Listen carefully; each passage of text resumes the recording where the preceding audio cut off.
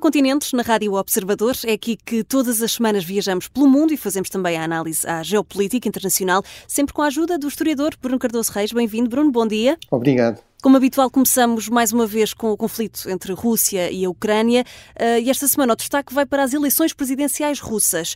Vladimir Putin vai concorrer contra 3 outros candidatos, mas todos amigáveis em relação ao Kremlin. Portanto, espera-se uma eleição fácil do presidente da Rússia. Bruno, pergunto porquê é que a Rússia vai neste momento a eleições e o que é que Putin quer para este novo mandato? Bem, podia-se perguntar, no fundo, se estamos perante um regime autoritário em que, basicamente, desde o início do século, desde 2000, é sempre a mesma pessoa a controlar, no fundo, as alavancas do poder, Vladimir Putin. Porquê dar-se ao trabalho de fazer eleições? Mas realmente nós temos esse paradoxo e já há algumas décadas no fundo, sistemas autoritários, ditaduras, sentirem, no entanto, que têm de se legitimar através de eleições.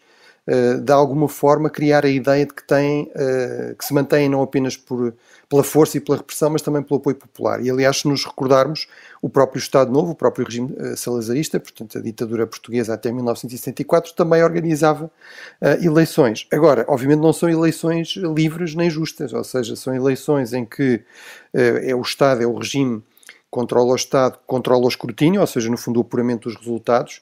E ainda por cima, no caso da Rússia, vamos ter agora um sistema novo de voto eletrónico que, dizem os especialistas, ainda facilitará mais, no fundo, a fraude, portanto, obter-se o resultado que se quer. Depois, a questão do controle dos candidatos. E o regime de Putin, em certo sentido, já é mais restritivo do que era, por exemplo, o Estado Novo, que apesar de tudo admitia um ou outro candidato da oposição. Mas, por exemplo, no caso destas eleições, vamos ter 4 candidatos, formalmente, Putin e outros 3, um do Partido Comunista, um outro de um partido que se diz liberal, mas que na verdade é ultranacionalista, e um do Partido das Novas Pessoas, seja lá o que isso for.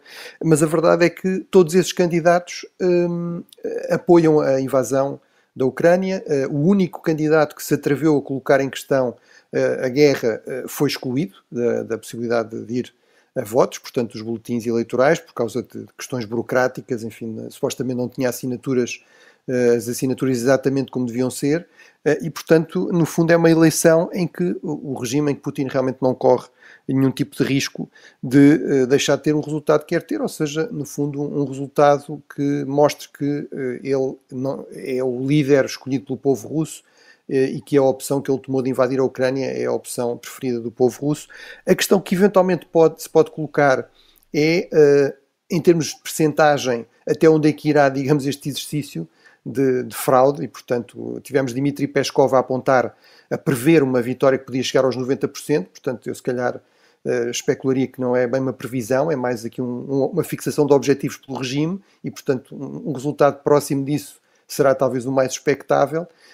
E a outra questão é saber se a oposição consegue organizar algum tipo de manifestação, de protesto, aproveitando a questão das eleições. Portanto, sabemos que a rede Navalny convocou, no fundo, os opositores para o domingo, ao meio-dia, fazerem algum tipo de ação na zona do voto. Portanto, vamos ver se isso se concretiza e também em que dimensão e com que resposta por parte do regime.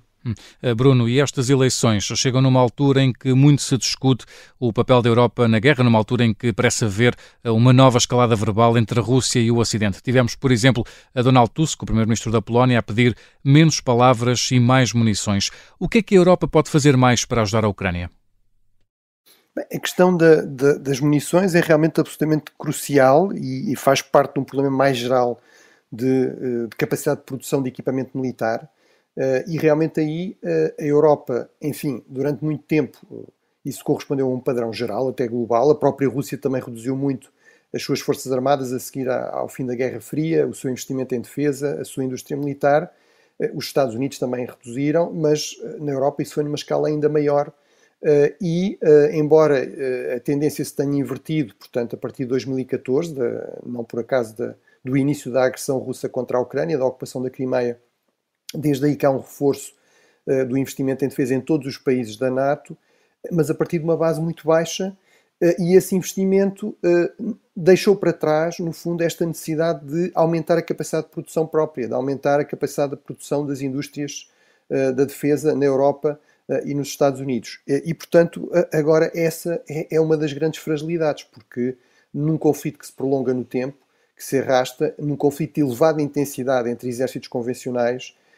Realmente a questão decisiva acaba por ser a questão da logística, a questão da produção. No fundo, quem é que consegue ir alimentando essa máquina de guerra extremamente pesada, por exemplo, com munições de artilharia. E, portanto, aí a Polónia, enfim, que está ali mesmo ao lado da Rússia, da Ucrânia, que tem uma história longa de conflitos com a Rússia, inclusive foi anexada desde o século XVIII até ao início do século XX, foi parte do Império Russo.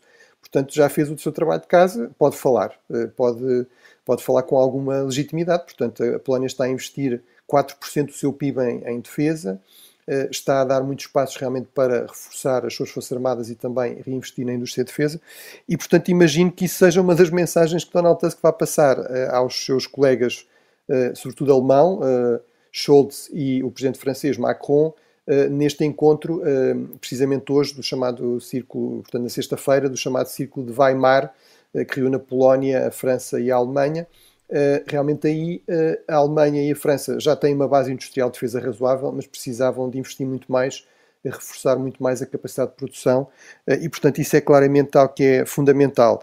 E desse ponto de vista pode-se dizer que a França, enfim, em termos de retórica, em termos de discurso, já está muito próximo das posições, por exemplo, da Polónia. O presidente Macron inclusive levantou esta questão de, sendo necessário, poder enviar-se tropas de países da NATO, países europeus, para ajudar a defender a Ucrânia, para evitar um colapso da Ucrânia, porque isso seria demasiado perigoso, no fundo permitir à Rússia uma vitória neste contexto, mas em termos de nível de ajuda em termos de armamento, ainda está muito abaixo de outros países comparáveis, inclusive da própria Alemanha, e portanto é normal que agora se peça à França que, no fundo, acompanhe a retórica com a ação. No caso da Alemanha, há realmente um reforço, sobretudo do investimento, portanto, da quantidade de dinheiro que está a ser colocada, quer na indústria da defesa, quer no apoio à Ucrânia, mas essa questão de, no fundo, usar o dinheiro para resolver o problema ainda é uma resposta muito tradicional da parte da Alemanha.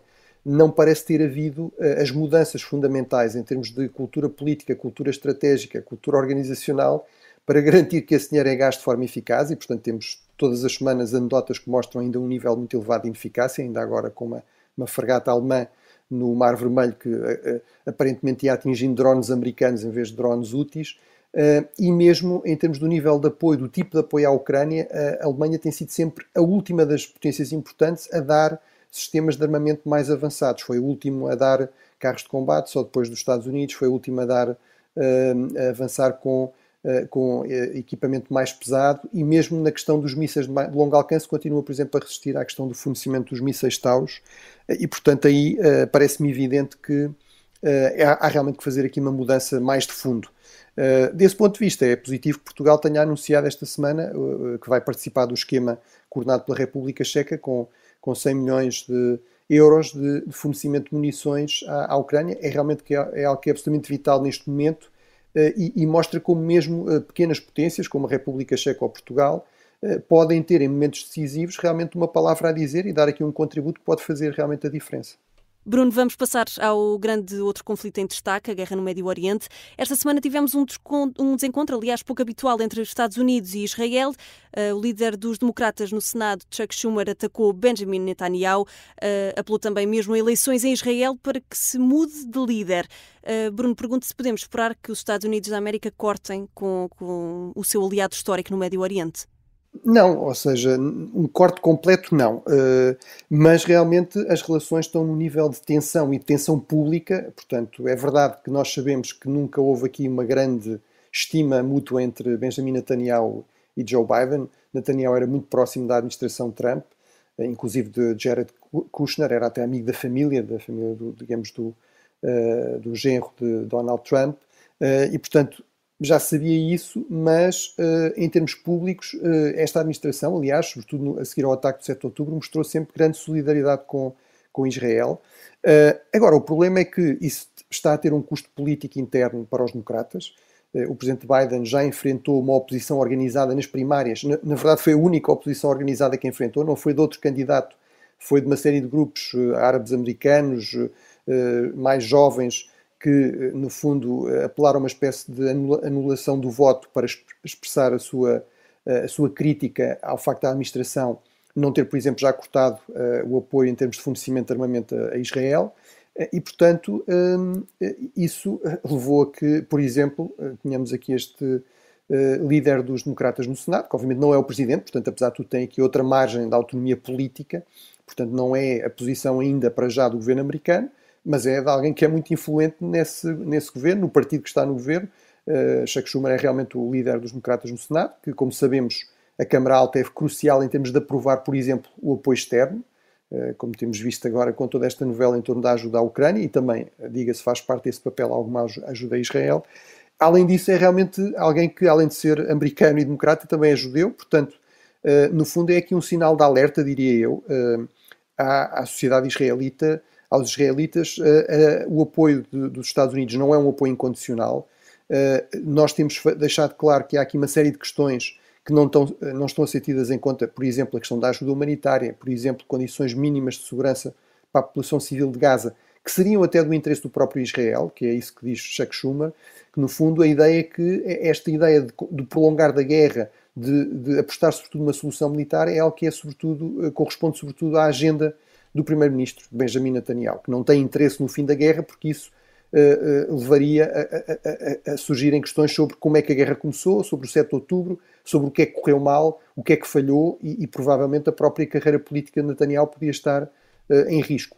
E, portanto, no fundo é isso exatamente que Schumer diz, é isto que muitos analistas também dizem, em Israel e fora de Israel, mas aqui obviamente é alguém com outra autoridade e, portanto, eu diria que é um sinal de alerta, é um sinal de que a administração Biden está a perder um pouco a paciência e, portanto, do meu ponto de vista, usou aqui este mecanismo, que é não falar em nome próprio, mas usar alguém que se sabe que é próximo de Biden para transmitir esta mensagem e, portanto, eu diria é um sinal, não é para já um sinal vermelho, mas é um sinal amarelo e, portanto, se não houver aqui alguma alteração no comportamento de Israel, penso que haverá pelo menos a possibilidade de algumas ajudas militares, por exemplo, de alguns aspectos importantes desta aliança serem postos em questão ou serem suspensos até pela administração Biden.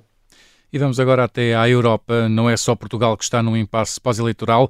Nos Países Baixos, o líder da extrema-direita, Geert Wilders, venceu as eleições. Assume, no entanto, que desistiu de tentar liderar um governo, isto depois de não ter conseguido reunir apoio de outros partidos, já que não tinha maioria. Bruno, o que é que acontece agora? Bem, o que acontece é, por um lado, é algo que é normal nos Países Baixos, que é, certamente haverá um governo de coligação, haverá mais negociações. Desde 1945, desde a Segunda Guerra Mundial, portanto, desde o fim da ocupação alemã, que nunca houve um governo de um só partido nos Países Baixos. Portanto, os Países Baixos politicamente sempre foram muito fragmentados, mas também muito pragmáticos, com partidos muito habituados a negociar, a chegar a compromissos. As eleições foram já em novembro de 2023, portanto, negociações já muito longas, já se arrastam há muitos meses, e realmente a conclusão do mediador, ou seja, da figura que é nomeada pelo rei, para, no fundo, servir aqui de interlocutor com os diferentes partidos e facilitar um acordo. O relatório final desse mediador foi não é possível um governo com Geert Wilders como líder. Isso realmente é algo novo, desde 1945. À partida, o partido mais votado, o seu líder era o líder do governo, de um governo de coligação, mas era o líder do governo. E, portanto, neste caso, realmente é um partido muito hostil aos outros partidos, com um programa muito mais radical que os outros e, portanto, não houve condições políticas para se chegar a um compromisso nesses termos. Aquilo que parece que vai acontecer, a solução para a qual esse relatório apontava, era, no fundo, um governo, diríamos nós, tecnocrático, pelo menos com um primeiro-ministro com esse perfil, mais tecnocrático, e depois ministros, eventualmente representantes de vários partidos, mas também ministros mais técnicos, portanto, e também um acordo de governo mais simples, um programa de governo mais simples do que aquilo que é tradicional nos Países Baixos, que, do meu ponto de vista, também é um sinal de que será provavelmente um programa com menos conteúdo e, portanto, haverá aqui um certo impasse político e, portanto, desse ponto de vista, eu diria que é uma má notícia, num contexto internacional bastante adverso. É um sinal de que realmente os sistemas políticos a que nos habituámos desde o final da Segunda Guerra Mundial estão cada vez mais em crise por toda a Europa. Agora vamos voar até uma luta que se está a fazer nos telemóveis. Os Estados Unidos deram o primeiro passo para proibir o TikTok no país. Falamos da mais famosa app de vídeos curtos do mundo, feita na China. A Câmara dos Representantes norte-americana aprovou um primeiro projeto de lei que pode levar a isso, mas entretanto a China acusou os Estados Unidos de pretenciosismo e falta de liberdade de expressão. Ao mesmo tempo, os Estados Unidos também se vêem envolvidos numa confusão com um dos vizinhos do lado da China, o Japão, isto por causa da compra da US Steel, por causa de uma empresa japonesa. Ora, Joe Biden está contra a venda e, por isso, Bruno, pergunto se estas posições norte-americanas fazem algum sentido. Bem, eu dividia a questão em pelo menos duas partes. Fazem sentido em termos de política interna, muito claramente. Ou seja, estamos em período eleitoral, isso tem grandes implicações, por exemplo, dificultando a ajuda à Ucrânia. Vamos ter eleições para a presidência e para o Congresso em novembro deste ano, e realmente um dos estados decisivos neste contexto é a Pensilvânia. A Pensilvânia é, historicamente, no fundo, a capital do aço nos Estados Unidos, portanto é onde está realmente a US Steel, é também a sede do Sindicato dos Metalúrgicos, que é um dos grandes sindicatos também americanos, e esse sindicato opõe-se completamente a esta venda da US Steel a uma empresa japonesa, uma siderurgia japonesa, que já disse que estava disposta a garantir empregos, que estava disposta a negociar cotas de produção, portanto, no fundo, aquelas questões que poderiam levantar algumas dúvidas ao governo norte-americano, mas isso aparentemente não foi suficiente. Biden deixou claro que apoiava o Sindicato dos Metalúrgicos, certamente porque sabe que precisa desses votos nas eleições de novembro, portanto a Pensilvânia é um daqueles chamados swing states, aqueles estados que decidem as eleições, e portanto, de um ponto de vista objetivo de interesses económicos, de interesses estratégicos dos Estados Unidos, não me parece que faça sentido. O Japão é um aliado histórico, leal, próximo. Como eu disse, a empresa japonesa estaria disponível a chegar a algum acordo, mas claramente este não é o calendário certo para grandes compras de indústria nos Estados Unidos. Isso terá impactos políticos e, portanto, eu aconselharia às empresas que estejam a pensar em grandes investimentos nos Estados Unidos a não fazerem isso no próximo, empresas estrangeiras, não é? A não fazerem isso no próximo ano. Em relação ao TikTok, a questão é realmente diferente, aí já me parece fazer mais sentido. Parece uma coisa relativamente inocente, mas estes apps têm acesso a todo o tipo de informações das pessoas, portanto, são muito úteis do ponto de vista da espionagem e portanto, há um risco real. Sem dúvida, isto também corresponde um pouco a uma guerra comercial e tecnológica entre a China e os Estados Unidos, mas aí parece-me que há um fundo de razão do lado dos Estados Unidos e também parece que a posição chinesa de crítica ao protecionismo é completamente hipócrita. A China, historicamente, nas últimas décadas, tem sido sucessivamente acusada de práticas protecionistas do seu mercado, portanto, não tratar as empresas estrangeiras e as exportações da mesma maneira, de ser muito protetora do seu mercado, portanto aí não tenho nenhum argumento, e também mesmo a questão da liberdade de expressão, enfim, sabemos bem o que é a liberdade de expressão na China e que aliás muitos destas apps nem estão disponíveis sequer na China, portanto desse ponto de vista, em relação ao caso do TikTok, parece-me que há mais razões de fundo que justificariam a posição americana. Bruno, no minuto vamos viajar até a América do Sul com escala em África. Umas notas breves sobre a violência dos narcotraficantes que chegou a Rosário na Argentina, com mais um desafio para Milei, e também a guerra no Sudão que chegou à capital. Sim, ou seja, temos falado aqui várias vezes do narcotráfico, do crime organizado em vários pontos da América Latina. A Argentina é um pouco excepcional desse ponto de vista, historicamente não é um país muito violento, mas aparentemente o problema chegou também à Argentina, exatamente pelas mesmas razões, a questão do narcotráfico transnacional. Esta zona de Rosário é uma grande zona portuária, é ideal para o agronegócio argentino altamente exportador, mas também é ideal para a exportação de drogas, nomeadamente para a Europa, e portanto houve aqui uma escalada na criminalidade violenta, e isso é um grande desafio realmente para Milei, que aparece muito também como o candidato da lei e da ordem, e portanto tem aqui um desafio, se não conseguir resolver este problema, a par, por exemplo, da hiperinflação e outros, mas este certamente é um teste também àquilo que é suposto ser as grandes vantagens de alguém como Milei assumir a presidência. Em relação ao Sudão, é realmente um conflito esquecido que nós aqui tentamos recordar de vez em quando. É apenas dar esta nota: 25 milhões de pessoas em risco, 6 milhões de deslocados, 2 milhões de refugiados, e agora a guerra a chegar à capital, a Khartoum, que é obviamente a maior concentração de população civil e, portanto, a aumentar ainda mais o risco em relação à população civil. Bruno Cardoso Reis, na Rádio Observador, muito obrigado por mais um 5 Continentes. Nós estamos de regresso no próximo sábado. Até para a semana. Obrigado, bom fim de semana.